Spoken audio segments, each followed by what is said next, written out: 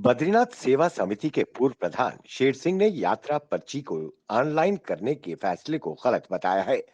शेर सिंह ने प्रेस वार्ता में कहा कि उपराज्यपाल मनोज सिन्हा को इस फैसले पर पुनर्विचार करना चाहिए।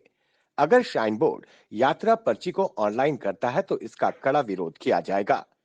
शेर सिंह ने कहा कि मां वैष्णो देवी के दर्शनों को आने वाली यात्री में बहुत से ऐसे श्रद्धालु होते हैं जो अनपढ़, गरीब या फिर जिन्हें इंटरनेट इस्तेमाल नहीं करना आता, उनके लिए ऑनलाइन यात्रा पर्ची लेना असंभव होगा। या फिर ऐसे श्रद्धालुओं को निजी साइबर कैफे में निर्भर होना पड़ेगा जहां उन्हें शुल्क अदा करना पड़ सकता है, जिससे गलत परंपरा का जन्म होगा। मैं जब से हमने ये सुना हुआ है 2 दिन पहले कि अपने हमारे एलजी साहब ने ये बात बोली उन्होंने कि जितनी भी यहाँ पे यात्रा आएगी वो सारी ऑनलाइन की जाएगी, उसकी पर्ची जो भी है ऑनलाइन मिलेगी। तब से हमने ये सोच रखा है कि हम पूरे कटरा में ये टेस्ट करेंगे अगर उन्होंने ऑनलाइन किया हुआ है। हमें वही चाहिए जो आज से 10-15 साल पहले का जो पर्ची हमें जैसे मिलती थी पहले 20-25 साल 30 साल यात्रा जो वैष्णो देवी के ट्रैक पर चली गई है, उसके बाद 25 पर्ची मिलती थी हमें। उसके बाद ग्रुप लगा होता था कि A ग्रुप है, B ग्रुप है, C ग्रुप है। वैसे ही हम यही चाहते हैं कि हम एलजी साहब से यही रिक्वेस्ट करना चाहते हैं कि पर्ची वैसे ही मिलनी चाहिए जैसे आज से 10-12 साल 15 साल पहले मिलती थी।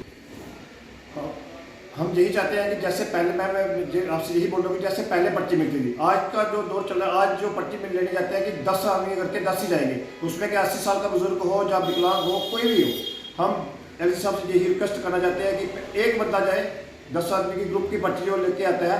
देखो आईडी तो एक की भी वही है, 10 की भी वही है, और सभी की आईडी लेने जाते हैं तो एक आदमी लेके जाए, लेकिन सभी को लाइन में लगना ये ठीक है। कटरा के बिज़नेस से मैं पहले ये बात कहूँगा कि माननीय उपराज्यपाल जी ने जो फैसला लिया है, मैं सोचता हूँ कि मैं उनसे अपील भी करता हूँ, रिक्वेस्ट करता हूँ कि वो दोबारा उस फैसले पे गौर फरमाएं। ये फैसला सही नहीं है, क्योंकि भारतीय रेल के अंदर भी अपना ऑनलाइन टिकट है, आप लोग ऑनलाइन टिकट ले सकते हैं, मगर ऑफलाइन काउंटर भी वहाँ पे बने हुए हैं।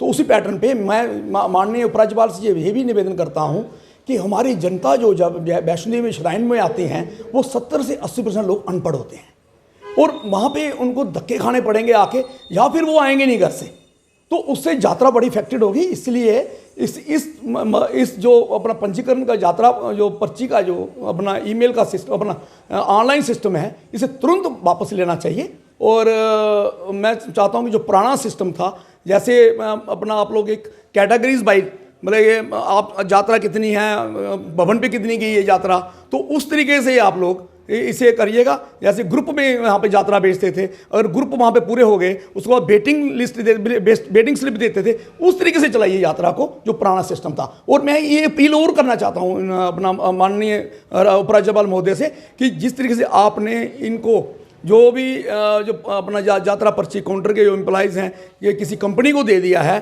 किसी कंपनी के माध्यम से आप काम लेते सेवाएं लेते हैं, वो तुरंत प्रभाव से उनको निलंबित कर देना चाहिए और अपनी भर्ती करनी चाहिए। और मैं ये भी कहूँगा, बारीदार होने के नाते मैं ये कहूँगा कि बारीदारों के बच्चों को भी रोज़गार वहाँ मिलना चाहिए और कम से कम उन लोगों को यहाँ पे लाएँ जिन लोगों को इस जगह से सिंपैथी है, जिस जगह पे इस जगह पे वो रहते हैं। कि मेरे भारीदार जो हैं वो सराउंडिंग माता की तीनों पहाड़ियों के जो त्रिकुटा पर्वत है उसकी सराउंडिंग में रहते हैं और हमें ज़्यादा ठेस पहुंचती है, क्योंकि हमारे पूर्वज हजारों सालों से यहाँ पे थे। ब्यूरो रिपोर्ट, जेल के media, Jammu. For more updates, do subscribe our YouTube channel and don't forget to hit the bell notification icon. And if you are watching this video on Facebook, do follow our Facebook page.